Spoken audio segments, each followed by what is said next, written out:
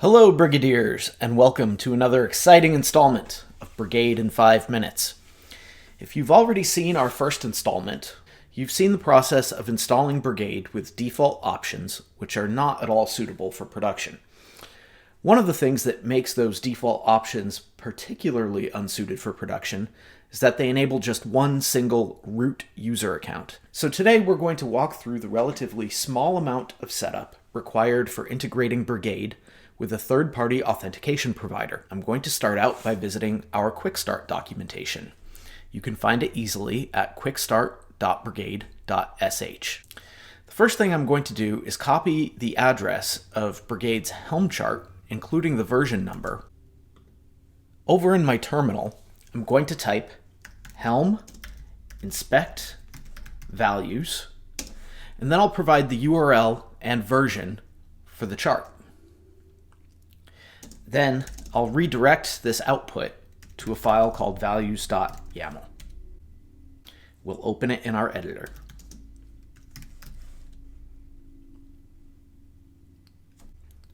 First, we're going to disable the root user account.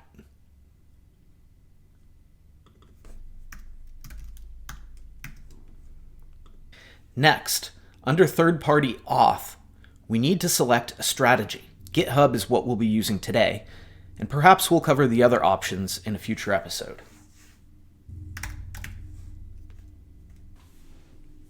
Scrolling down a little further, we'll find and uncomment some options that are specific to the GitHub authentication strategy. In particular, it wants us to provide a client ID and client secret. We'll hunt those down in just a moment. There's also an option here to restrict authentication only to members of designated GitHub organizations. We're not going to use that option today. Toward the bottom here, we can enumerate the usernames of any users who should automatically be granted admin privileges the first time they authenticate. We'll add my own GitHub handle to this list so that I'll automatically become a Brigade admin when I authenticate.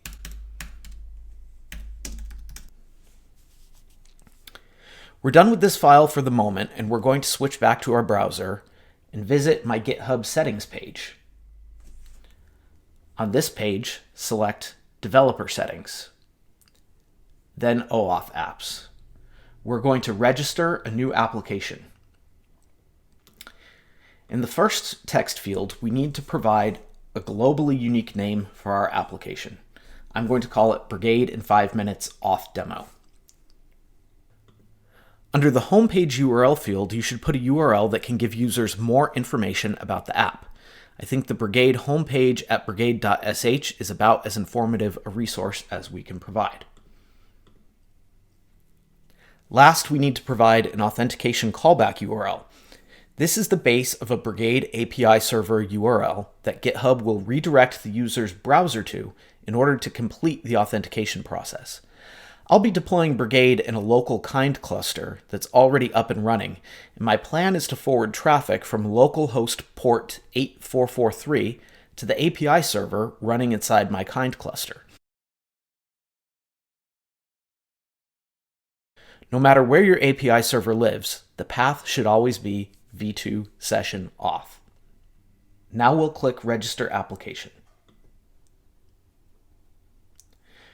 Right away, we see a client ID, which is one of the pieces of information that we needed to complete our configuration. We'll copy that and paste it into our values.yaml file. We still need a client secret. We can create this by clicking Generate a new client secret. This is our one and only opportunity to obtain this value, so copy it now and paste it into your configuration. Now that our configuration is complete, we'll hop back to the Quick Start and copy the installation command.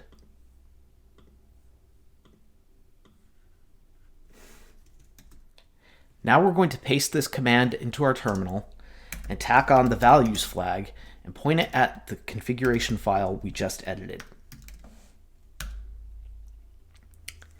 This deployment is going to take about 2 to 5 minutes to complete, so we'll pause our recording here and resume when it completes. Okay, we're back, and Brigade is up and running. We can copy the port forwarding command straight out of the quick start and paste it into our terminal. And now we can try logging in.